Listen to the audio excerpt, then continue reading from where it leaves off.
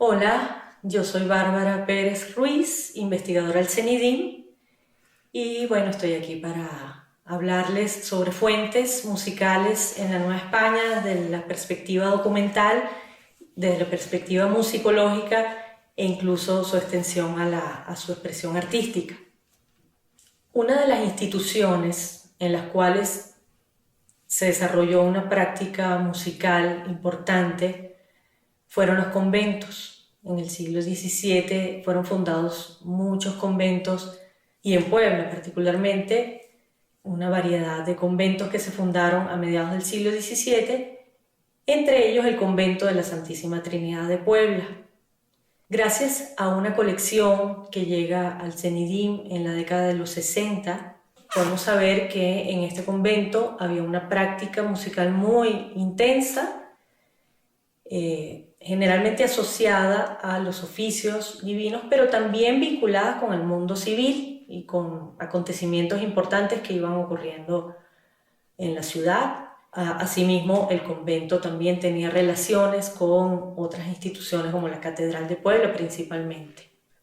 Algunos de estos documentos contienen portadas en las que consta el nombre de la maestra de capilla que regía el conjunto de voces que interpretaban música en estos oficios, en estas actividades, siempre con el sentido de solemnizar el culto divino. Sabemos, gracias a algunos documentos, el nombre incluso de algunas de las maestras de capilla, como la Madre María Francisca de los Dolores o como la Madre Josefa de Santa Bárbara, quienes en el siglo XVIII regían este conjunto musical, que además estaba conformado por monjas cantoras, lo cual no era algo muy común. Lo más común es que incluso en conventos femeninos la música la hicieran los hombres, una capilla externa que participaba pues con la música en las actividades donde hubiera necesidad.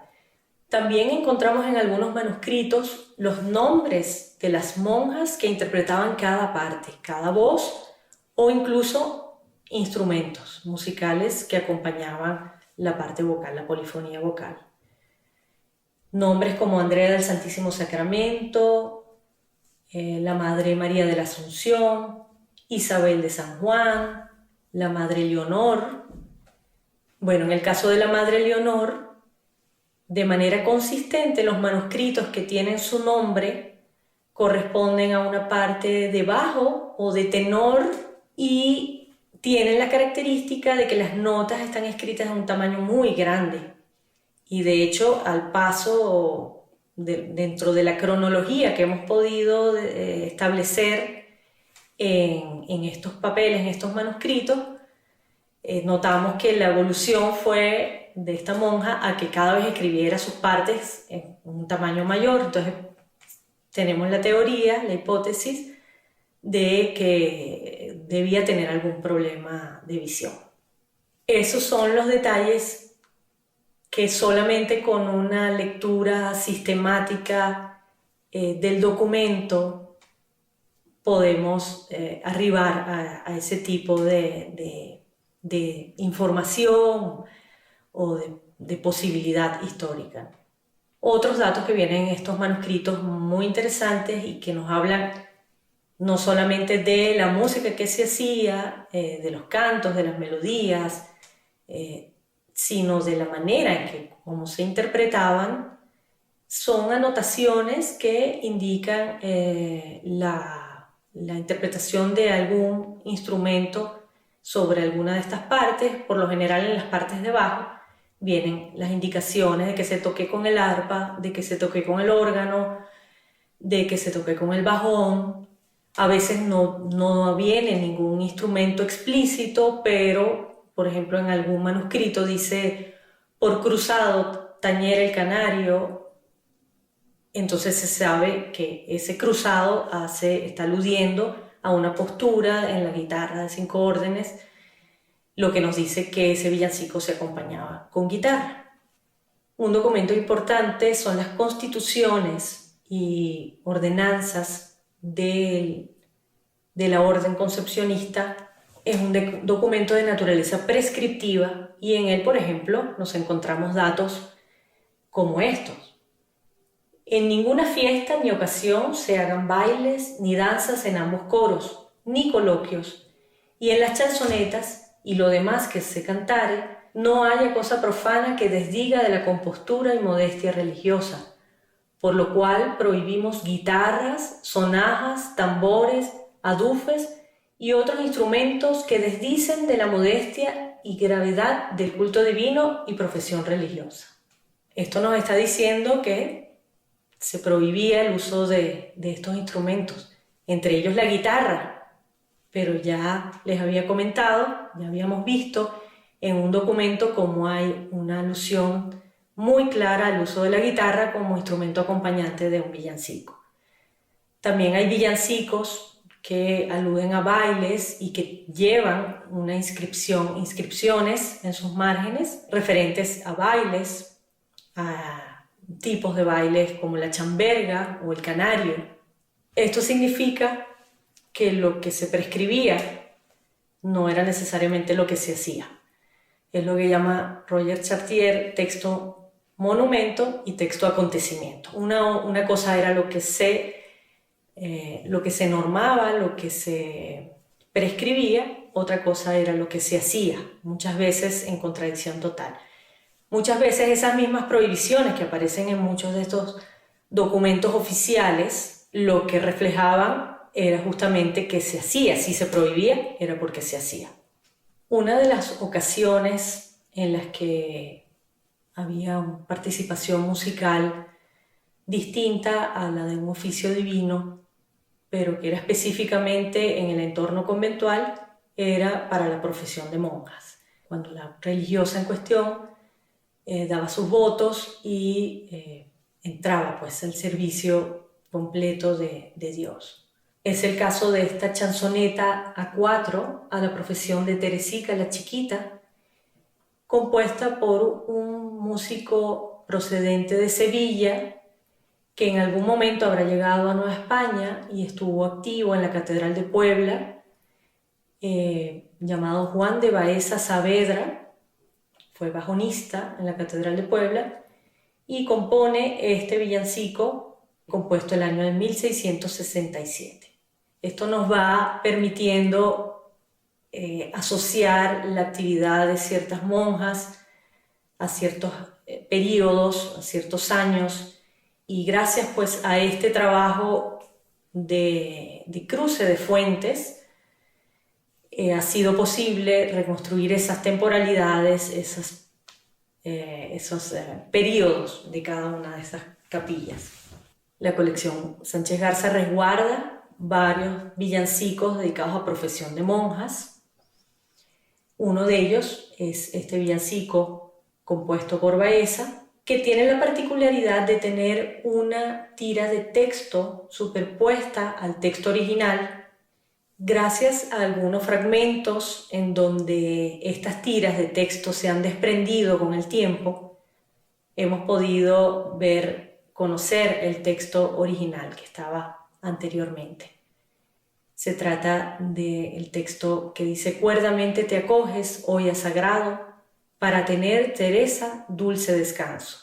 El texto que fue superpuesto dice: con suavidad de voces y dulce canto, serafines entonan 3 veces santo. Uno de los procesos por los que pasamos en la investigación de este fondo documental fue el establecimiento de concordancias. Ya enterados de que había estos préstamos entre instituciones y la presencia de músicos que no llegaron, algunos ni siquiera a venir al continente americano, otros que estuvieron de paso, nos dio pie a rastrear la procedencia de muchos de estos villancicos. Gracias a la cantidad de catálogos que existen ya en España y que poco a poco se van produciendo aquí en México, hemos podido detectar una cantidad de concordancias que también nos permiten enterarnos de cómo se adaptaban a veces algunos villancicos a la situación o a las posibilidades musicales de, en este caso, del convento de la Santísima Trinidad.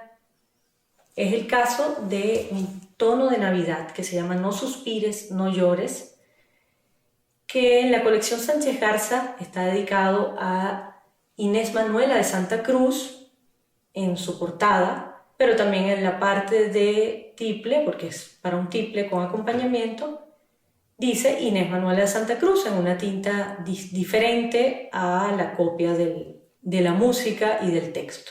Probablemente la propia monja Inés Manuela de Santa Cruz puso su nombre. Gracias a los trabajos que también simultáneamente se están haciendo y al equipo que hemos conformado de trabajo para el estudio de estos fondos, se encontró una copia en la Catedral de Guatemala, también anónima. En estas redes que uno va tejiendo, no solamente entre musicólogos que nos dedicamos a esto, entre documentalistas que también trabajan de manera mancomunada con los musicólogos, sino con filólogos, con gente que se aproxima a estas fuentes con otros intereses y con otros enfoques, pues pudimos encontrar una concordancia con un impreso de letras de villancico del año 1716. Y oh sorpresa, este villancico, No suspires, no llores, se encuentra en este impreso como el tercer villancico de un conjunto de villancicos que se cantaban en el oficio de maitines en sustitución de los responsorios en latín. Gracias a este impreso podemos saber que el compositor de la música, que en ambos acervos, tanto en Colección Sánchez Garza como en la Catedral de Guatemala, se encuentra como anónimo. Aquí viene el nombre del compositor, que es Francisco de Atienza y Pineda, maestro de capilla de la Catedral de Puebla. Esto nos llevó a cotejar las tres fuentes y nos dimos cuenta de que hay diferencias entre la fuente poética y la fuente musical. Diferencias que se trata simplemente de la puesta en metro músico de algo que originalmente está en metro poético, ¿no? Dentro de los procesos de estudio documental, musicológico, finalmente llegamos al ámbito sonoro y al momento de hacer sonar esta música.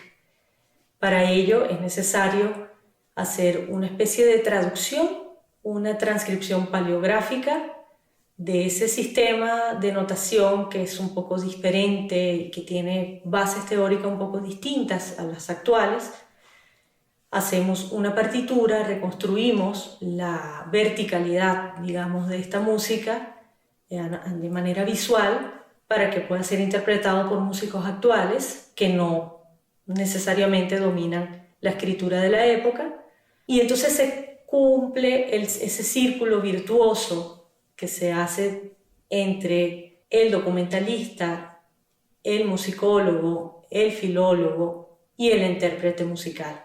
Y, por supuesto, como parte de ese ciclo también el que va a escuchar, el que va a recibir este testimonio sonoro de una actividad musical que en su momento debió ser una práctica cotidiana, funcional, y que llega a nosotros en documentos escritos que apenas nos dicen sobre la música y los contenidos que transmitía esta música, pero que tienen una cantidad de huellas, códigos, huellas materiales, huellas escritas, que nos hablan de mucho más, nos hablan de los sujetos que actuaban en la sonorización de esta música.